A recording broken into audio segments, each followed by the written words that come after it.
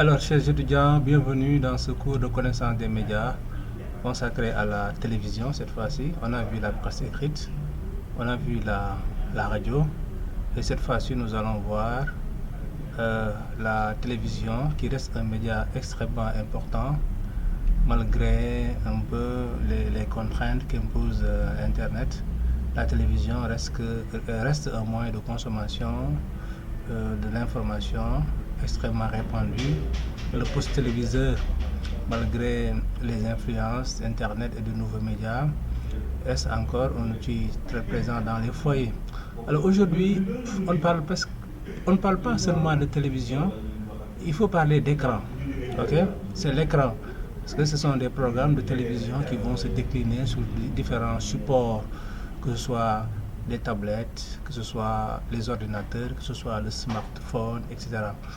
Ou bien des contenus de télévision vont pouvoir être créés aujourd'hui. Il est possible de créer des contenus qui initialement étaient destinés à la télévision sur des supports, que ce soit donc que je viens de citer. Okay? Donc aujourd'hui, on parle d'écran donc dans la globalité. Donc nous allons voir la télévision.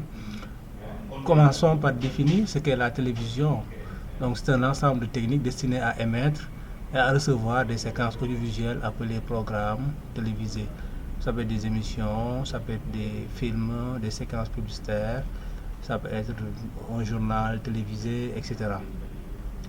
Donc, petite histoire de la télévision, c'est donc vers les années 1925, donc on est déjà au siècle dernier, que l'Écossais John Logie Baird va faire la première démonstration publique d'un système de télévision permettant la transmission donc d'images animées. Okay? Il faut dire que la télévision, c'est l'ancêtre c'est le petit frère, j'allais dire, du cinéma. Donc le cinéma, c'est donc dans les années 1890 avec les frères Lumière, et donc cette même technologie va évoluer pour donner naissance à la télévision, donc qui consiste à transmettre des images animées. Donc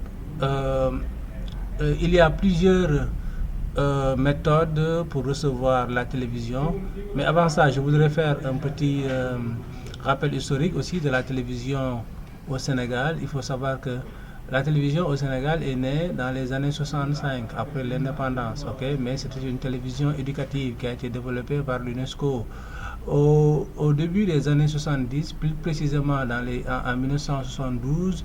Il y a eu une interruption des programmes, et à partir de ça, l'État du Sénégal va prendre le relais et créer ce qu'on appelle l'ORTS, l'Office des radiodiffusions et télédiffusions du Sénégal, qui est l'ancêtre maintenant de ce qu'on appelle aujourd'hui la RTS. Okay?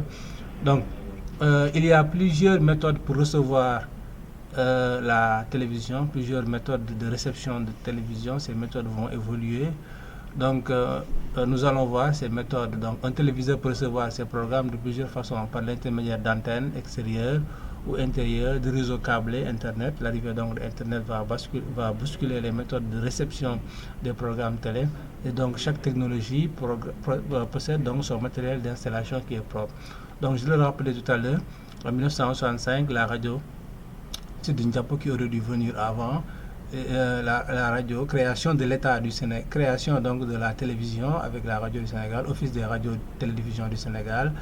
Et la première radio privée va apparaître très tardivement. Donc, parce que la première télé privée va apparaître tardivement en 2003, parce que la télévision est un outil extrêmement puissant, est un outil d'influence que les médias publics ont cherché à contrôler pendant très longtemps. Et ce n'est que tardivement, en 2003, que le Sénégal va connaître sa première chaîne privée qui va s'appeler donc la 2STV, et c'était donc après l'alternance en 2003. Donc aujourd'hui, on a un paysage audiovisuel qui est très diversifié. Donc, on a à la fois la télévision publique, et on a également la télévision et les chaînes privées, okay? Donc qui se font aujourd'hui la concurrence. Le principe de la télévision, donc on a au départ ce qu'on appelait une télévision analogique. Donc la télévision analogique, c'est ce qu'on a connu jusque récemment. Donc les signaux correspondent à des programmes télé de deux types, okay? il faut des émetteurs distincts pour transmettre, les transmettre aux antennes de réception collectives ou individuelles. Donc le principe de la télévision analogique, donc c'est une transmission, au relais. Vous voyez, donc il y a un centre de diffusion, de télédiffusion, il y a des antennes relais.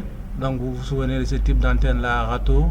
Donc ici c'est à ce niveau, donc au niveau du foyer, que l'on fait donc ce sont des ondes électromagnétiques qui se déplacent, ce qu'on appelle donc les ondes hertziennes. Et donc ici on a un récepteur qui va capter le